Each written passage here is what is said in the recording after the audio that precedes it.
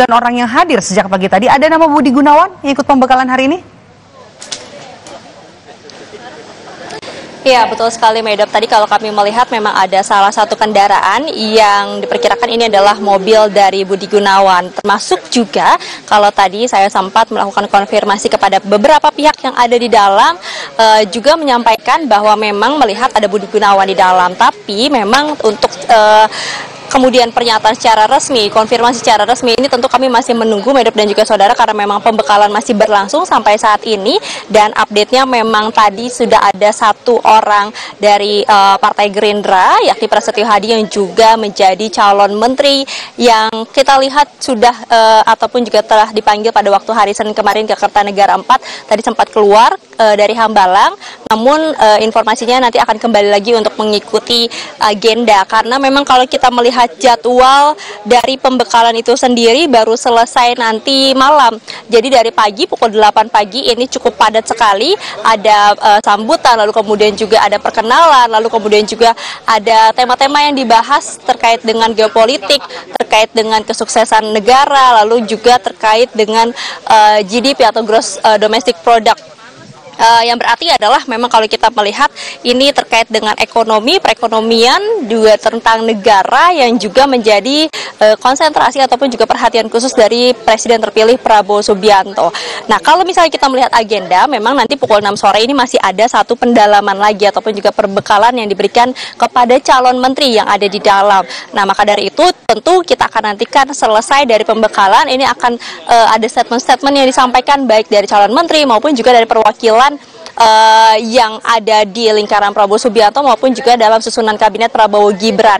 Kalau pada hari Senin pemanggilan mereka menggunakan baju batik, pada hari ini semuanya kompak mengenakan pakaian putih ataupun juga kemeja putih, termasuk juga wakil presiden terpilih yakni Gibran Rakabuming Raka yang tadi juga datang mengenakan kemeja putih.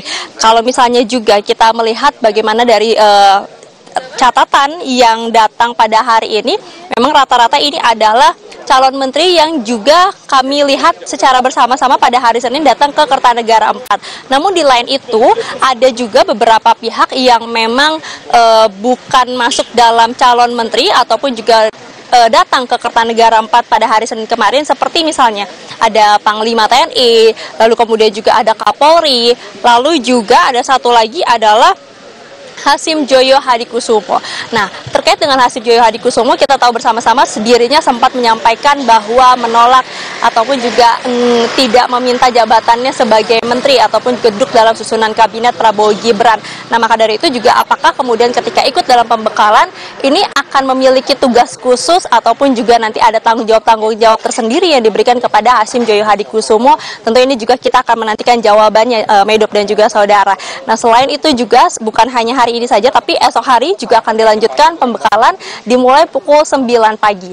Tema-temanya ini kembali beragam lagi, ada yang dari terkait dengan artificial intelligence, lalu kemudian juga ada komunikasi, ada juga terkait dengan anti korupsi. Memang kalau kita melihat juga dari jadwal pemateri yang memberikan pembekalan pada hari ini dan juga esok hari, rata-rata adalah orang-orang ataupun juga ahli pakar yang memang berasal dari luar negeri. Nama-namanya ini adalah tokoh-tokoh yang profesional yang memang juga dilihat oleh Prabowo Subianto mumpuni untuk bisa memberikan pembekalan.